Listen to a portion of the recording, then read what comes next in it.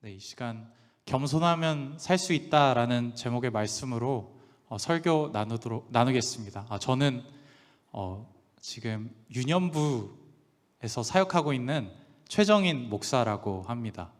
오늘 에스겔 37장 말씀으로 여러분과 말씀을 나누려고 하는데요. 설교를 준비하면서 본문에 나오는 생기라는 단어 때문에 고민을 많이 했습니다.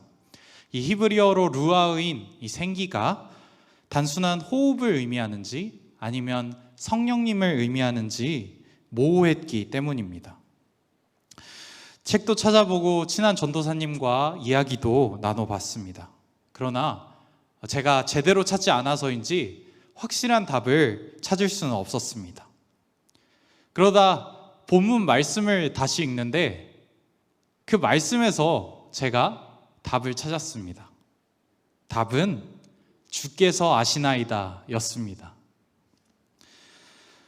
살면서 답을 알 수 없는 질문을 만날 때가 있습니다. 그때 그리스도인은 겸손하게 그 문제의 답은 하나님께서 아십니다 라고 대답할 수 있어야 합니다. 에스겔이 살았던 시대는 답이 보이지 않는 혼란스러운 시대였습니다. 무엇을 해야 이 바벨론으로부터 나라와 민족을 지킬 수 있을지 알 수 없었죠. 지도자들은 나름대로 문제를 해결해 보려고 노력을 했습니다. 그러나 전부 실패로 돌아갑니다. 왕은 붙잡히고 백성들은 가족과 헤어진 채 재산을 빼앗긴 채 바벨론의 포로로 끌려갑니다. 에스겔은 이때 하나님의 부르심을 받고 선지자가 됩니다. 부름받은 그는 쉽지 않은 일들을 감당해야 했습니다. 시작부터 그는 7년간 말을 못하는 벙어리가 됩니다.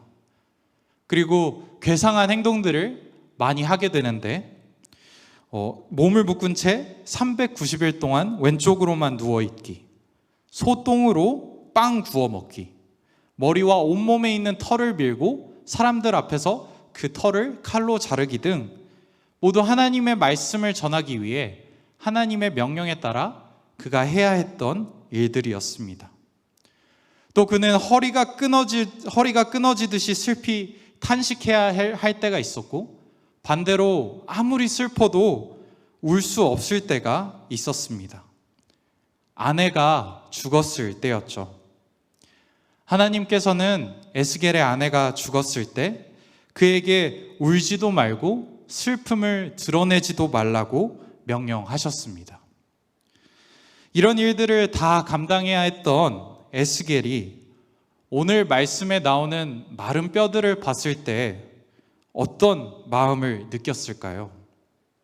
또 그 사이를 걸어 다녔을 때 어떤 생각을 했을까요? 말라있는 뼈들을 보며 묘한 동질감을 느끼지는 않았을까요? 하나님의 말씀을 전하는 일이었지만 그의 몸과 마음은 지쳐서 말라가고 있었을 것입니다. 여러분, 뼈가 뭐죠?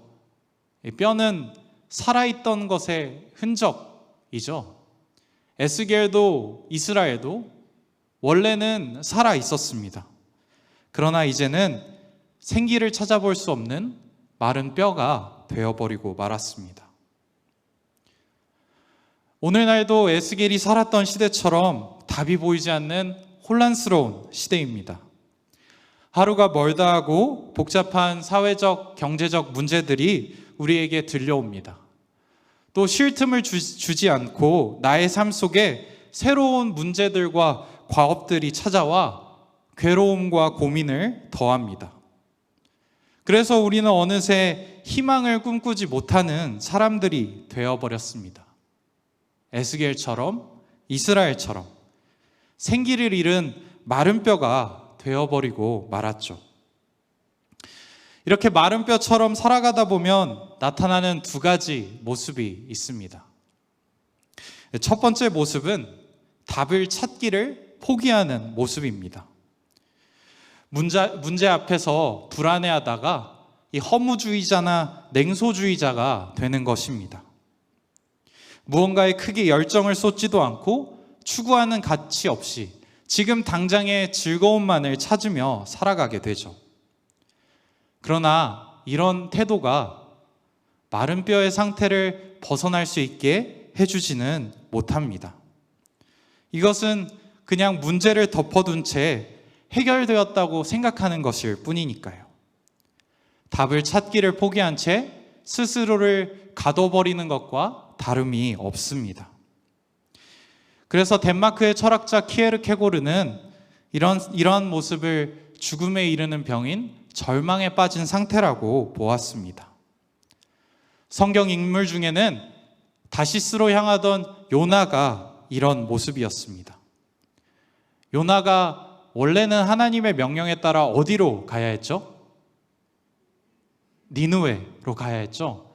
그러나 요나는 니느웨로 향하는 배에 타지 않습니다.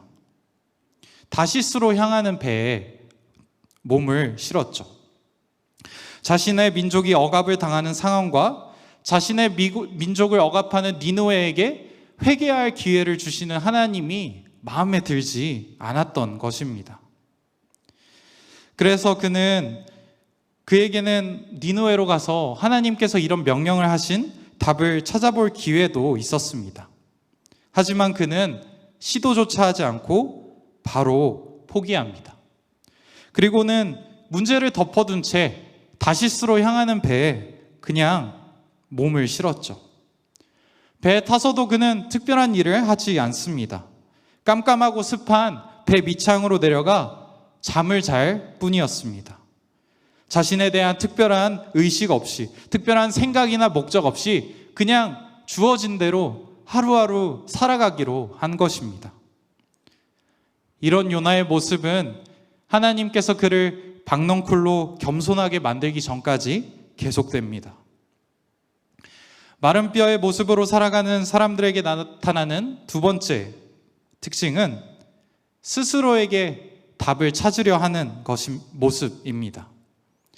답이 없는 세상이니 가장 믿을 수 있는 나 자신을 믿고 거기서 답을 찾겠다는 것이죠. 이런 모습은 내가 마른 뼈가 되어가고 있다는 것을 아는 사람이 그 문제를 극복하려고 할 때 나타나는 모습입니다. 그러나 이것 역시 마른 뼈의 상태를 완벽하게 해결해 주지는 못합니다. 오히려 한 번에 더 큰 실패를 경험하게 만듭니다. 믿음을 가진 사람들도 이런 모습을 보여줄 때가 있습니다. 성경 말씀에서는 베드로가 그랬습니다. 베드로는 예수님과의 마지막 식사 자리에서 모두가 주를 버릴지라도 저는 주를 버리지 않겠습니다 라고 고백합니다. 자기 자신에 대한 믿음이 있었던 것이죠. 그리고 다른 제자들과는 나는 좀 다르다, 나는 특별하다라는 생각도 했던 것 같습니다. 예수님은 그런 베드로를 보시고 너가 나를 3번 부인할 거야 말씀하십니다. 그러나 베드로는 자기 자신에 대한 확신에 차서 예수님의 말씀을 듣지 못합니다. 한 번 더 예수님께 나는 이들과 다릅니다, 나는 죽는 한이 있어도 예수님을 부인하지 않을 것입니다 라고 말하며 고집을 부릴 뿐이었죠. 그러나 이런 그의 생각은 차가운 현실 앞에서 완벽하게 무너집니다. 베드로는 닭이 울기 전에 3번이나 예수님을 부인합니다. 자기 자신을 믿으며 고집을 부려봤지만 실패한 것입니다. 우리들도 이런 비슷한 경험을 한 적이 있을 것입니다. 그런데요, 이런 베드로가 부활하신 예수님을 만나고 나서 완전히 다른 모습을 보여주게 됩니다. 부활하신 예수님이 갈릴리 호숫가에서 내가 나를 사랑하느냐 물었을 때 그는 이전과 다르게 주님, 내가 주님을 사랑하는 줄 주님께서 아십니다 라고 고백합니다. 주님께서 아십니다. 자기 자신에 대한 믿음에서 주님을 향한 믿음으로 변화된 것입니다. 오늘 말씀에 보면 에스겔도 이런 비슷한 고백을 했습니다. 마른 뼈들을 보고 하나님께서 이 뼈들이 살아나겠느냐 물으셨을 때 그는 주님께서 아십니다 라고 고백합니다. 살아날 가능성이 없어 보이는 마른 뼈를 보며 그는 절망하거나 냉소하지 않았습니다. 또 자신이 원하는 답을 가지고 확신에 차서 대답을 하지도 않았습니다. 여러분, 에스겔은 어떻게 다 말라버린 뼈를 보며 그런 대답을 할 수 있었을까요? 어떻게 주님께서 아십니다 라고 말할 수 있었을까요? 그것은 그가 하나님 앞에서 겸손했기 때문입니다. 에스겔도 힘든 상황 때문에 마른 뼈가 되어버릴 수 있었습니다. 절망할 수밖에 없는 어려운 상황이 여러 번 그를 찾아왔죠. 하지만 그는 그것을 모두 이겨내고 수많은 뼈들을 보면서 주께서 아시나이다 라고 고백하게 됩니다. 여러분, 주께서 아시나이다 라는 이 에스겔의 고백은 자신감이 없는 태도나 문제를 회피하는 태도가 아니었습니다. 그것은 하나님을 향한 확신이었고 겸손한 마음이었습니다.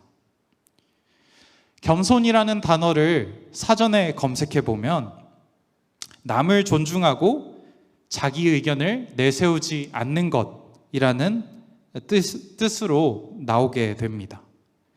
그럼 하나님을 향한 겸손한 마음은 뭘까요?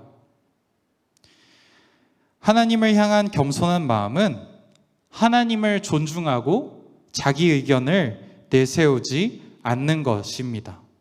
즉, 하나님을 경외하는 것입니다.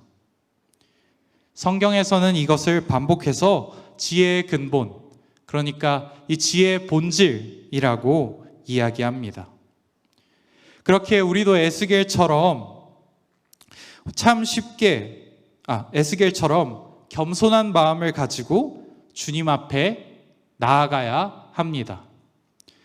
답이 보이지 않는 혼란스러운 시대이기 때문에 참 쉽게 냉소적인 말을 뱉을 수 있고 내 생각이 정답인 것처럼 자유롭게 이야기할 수 있지만 우리는 겸손하게 주님 앞에 나아가야 합니다.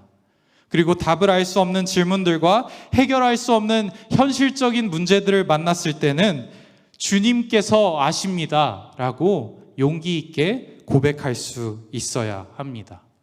그럼 그때 하나님께서 답을 알려주실 것입니다. 4절 말씀입니다. 또 내게 이르시되 너는 이 모든 뼈에게 대언하여 이르기를 너희 마른 뼈들아 여호와의 말씀을 들을지어다. 이 말씀을 보면 에스겔이 마른 뼈들에게 들으라고 이야기합니다. 그때 이 뼈들이 움직이기 시작합니다. 그냥 살아나기 시작한 게 아닙니다. 들었을 때 살아나기 시작합니다. 듣는 것은 겸손한 사람만이 할 수 있는 행동입니다. 겸손하지 않는 사람은 들을 수 없습니다. 에스겔과 비슷한 시기에 활동했던 선지자 예레미야는 예레미야 13장의 말씀에서 유다의 멸망 원인이 유다와 예루살렘의 큰 교만 때문이라고 기록합니다.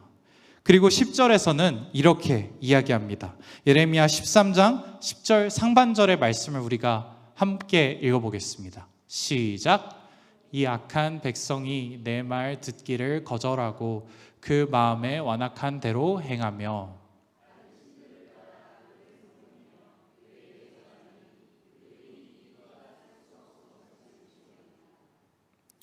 여러분, 우리는 겸손하게 주님께서 아신다고 말하는 것뿐만 아니라 겸손하게 하나님께서 하시는 말씀에 귀를 열고 들을 수 있어야 합니다. 제가 전에 지방에 있는 교회에서 사역했을 때 있었던 일입니다. 사역을 마치고 집에 가는 길이었습니다. 집까지는 시외버스를 타고 다른 지역으로 한 40분 정도를 가야 했는데요. 이 버스를 타는 정류장까지는 또 걸어서 30분을 가야만 했습니다. 항상 그 길을 갔는데 그날따라 유독 날씨가 더웠고 이 손에 든 짐도 많았습니다.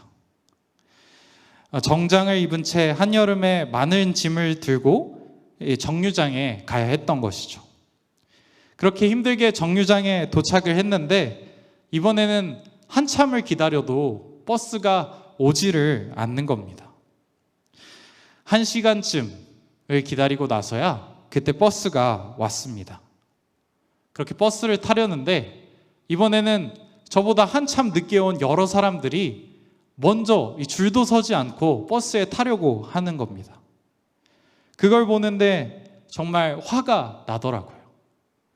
말을 할까 고민하던 순간 그때 갑자기 나중된 자가 먼저 되리라 라는 하나님의 말씀이 생각났습니다. 그래서 혼자 속으로 짧게 기도를 했습니다. 하나님, 나중된 자가 먼저 된다고 하셨죠?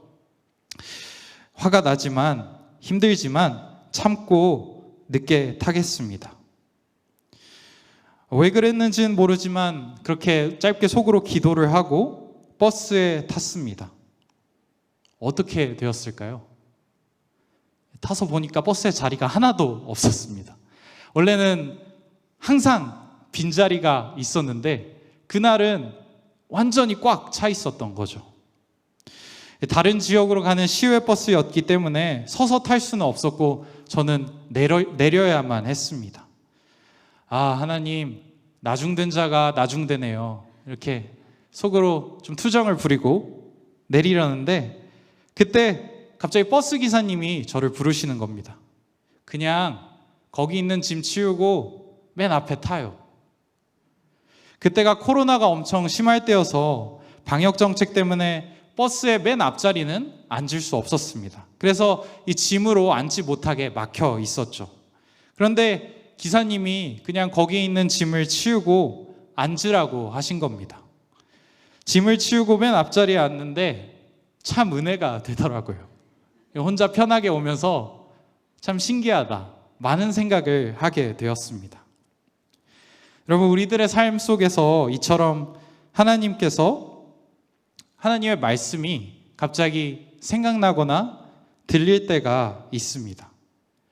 그때 우리는 그냥 지나치는 것이 아니라 겸손하게 그 말씀에 대해 생각해 보고 그 말씀을 들을 수 있어야 합니다. 왜냐하면 그렇게 할 때 우리가 하나님이 역사하신다는 사실을 볼 수 있고 마주치는 어려움과 고난, 그 너머에 있는 하나님의 뜻을 알 수 있게 되기 때문입니다. 겸손하게 하나님의 말씀에 귀 기울이며 나아가는 우리 모두가 될 수 있었으면 좋겠습니다. 여러분의 에스겔의 이름에는 하나님께서 강하게 하신다라는 뜻이 있습니다. 우리가 겸손하게 하나님을 의지하며 나아간다면 하나님께서 우리를 강하게 하실 것입니다. 마른 뼈와 같은 절망적인 상황 속에서도, 답을 알 수 없는 질문 앞에서도, 현실의 복잡하고 어려운 문제들 속에서도 권능으로 우리를 이끌어 주실 것입니다. 그리고 우리에게 하나님의 뜻과 율례를 깨달아 알게 하실 것입니다. 에스겔처럼 겸손하게 하나님을 의지하며 나아가는 은혜가 우리 모두 가운데 허락되기를 간절히 소망합니다.